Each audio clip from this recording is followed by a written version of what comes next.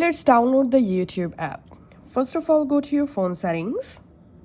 In phone settings, scroll down and tap on apps. Here, tap on the search apps icon and type here YouTube.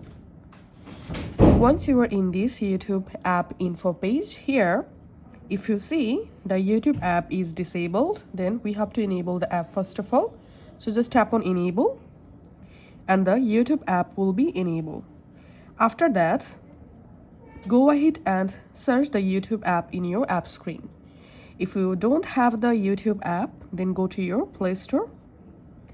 In Play Store, search for YouTube, and here you will find the official YouTube app.